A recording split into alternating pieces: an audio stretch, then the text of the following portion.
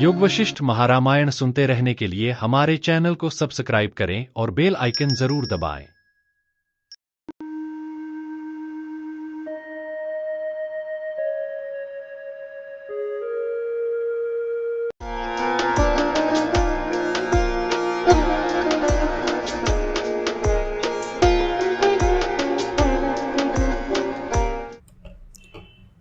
उत्पत्ति प्रकरण के सर्ग 93 में श्री वशिष्ठ जी ब्रह्मांड की उत्पत्ति के क्रम का विस्तार से वर्णन करते हुए इसे ब्रह्मा के साथ जोड़ते हैं।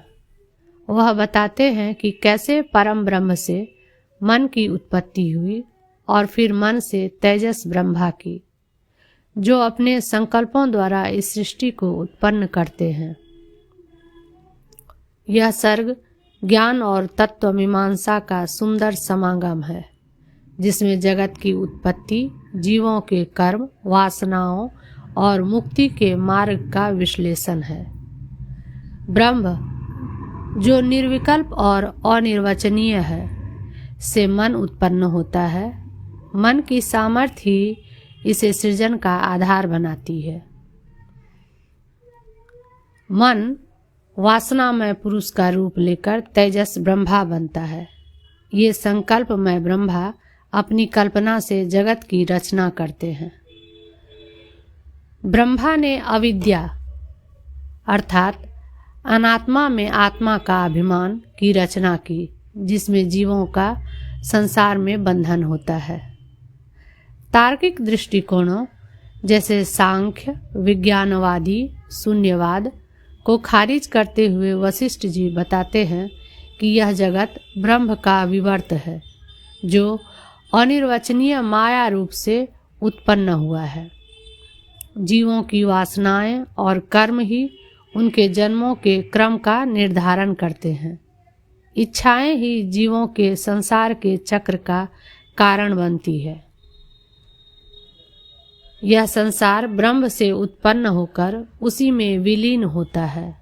ज्ञान और तत्वबोध के माध्यम से जीव इस चक्र से मुक्त हो सकता है। श्री वशिष्ठ जी बताते हैं कि यह ज्ञान उन्हीं ब्रह्मा से प्राप्त हुआ था और अब उन्होंने इसे श्री राम को बताया है। यह जगत माया का प्रपंच है और ब्रह्म के चित्त रूपी चैतन्य के बिना इसका अस्तित्व नहीं। ज्ञान ही इसे भेदने का साधन है, जिससे मनुष्य परम पद को प्राप्त कर सकता है। इस सर्ग का अध्ययन अद्वैत और वैदिक तत्व ज्ञान की गहरी समझ प्रदान करता है। ये तो थे सर्ग 93 के भावार्थ, और अब आइए विस्तार से जानते हैं सर्ग 93 को। उत्पत्ति प्रकरण, योग वासिष्ठ महारामायण, सर्ग 93। ब्रह्म से मन की उत्पत्ति, उससे तेजस ब्रह्मा की उत्पत्ति, उससे मोहवश अहंकार की उत्पत्ति तथा उससे विश्व की उत्पत्ति का वर्णन।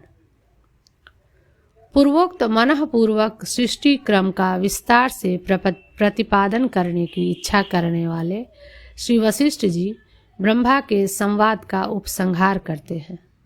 वत्स श्री राम जी, भगवान ब्रह्मा जी ने यह सब मुझसे पहले कहा था, वही आज मैंने आपसे कह दिया है।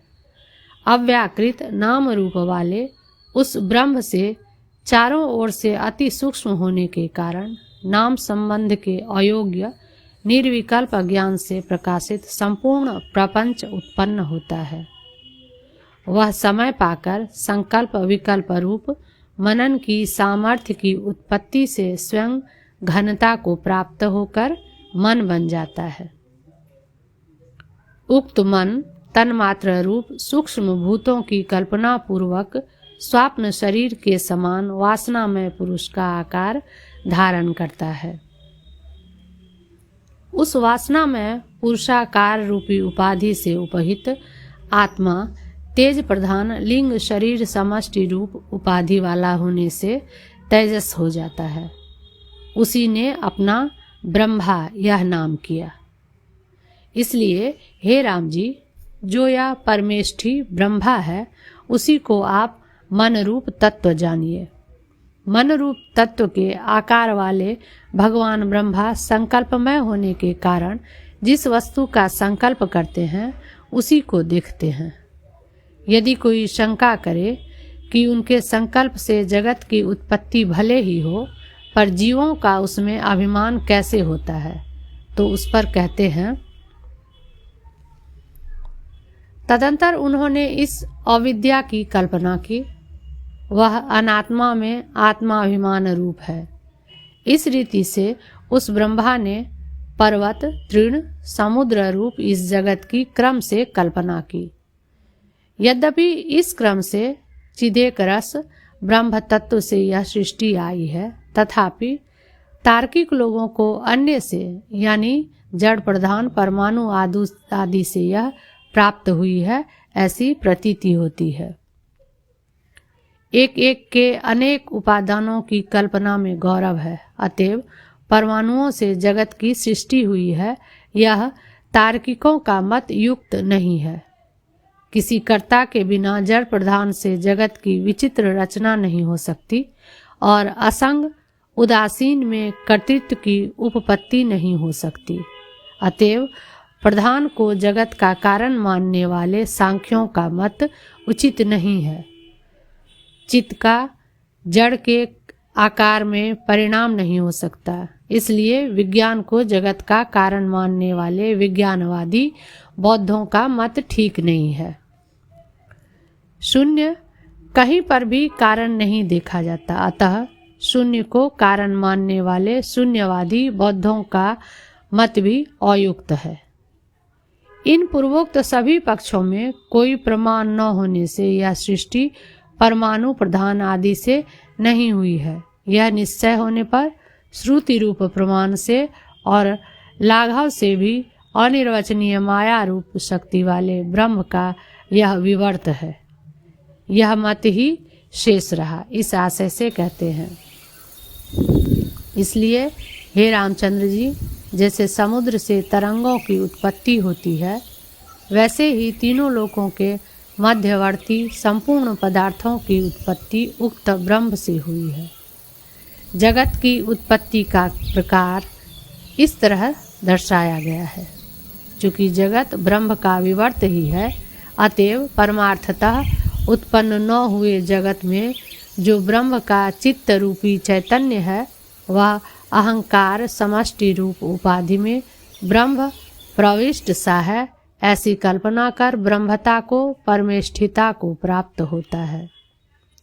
जो अन्य व्यष्टि अहंकारोपाधि से उपहित चिदाभास है, वे सब सर्वशक्तिमान ब्रह्म से अभिन्न ही है। जब यह जगत विस्तार को प्राप्त होता है, तब वे ही पितामह रूप ब्रह्मारूप मन से सर्वप्रथम उल्लास को प्राप्त होते हैं। वे ही सब पृथक पृथक चिदाभाव उपाधि की असंख्यता से असंख्य और संसरणशील जीव कहे जाते हैं।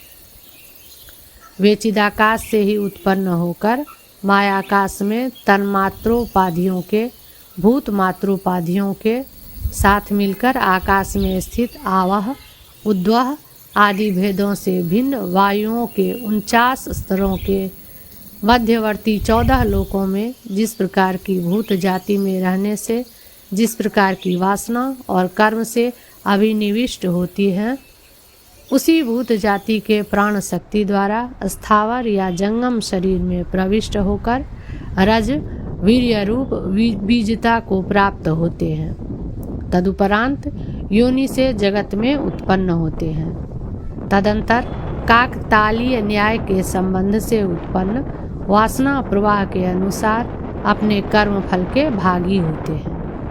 तदंतर शुभ और अशुभ वासनाओं से युक्त पुण्य पाप कर्म रूपी रस्सियों से जिनका लिंग शरीर बंधा है, ऐसे वे जीव घूमते हुए उत्पन्न उत्तम लोकों में जाते हैं अथवा नरकों में गिरते हैं। कर्म और कर्मों की वासना में इच्छा ही कारण है, इसलिए सब जीव काममय ही हैं, ऐसा कहते हैं। ये सब प्राणियों की जातियां इच्छा रूप ही हैं।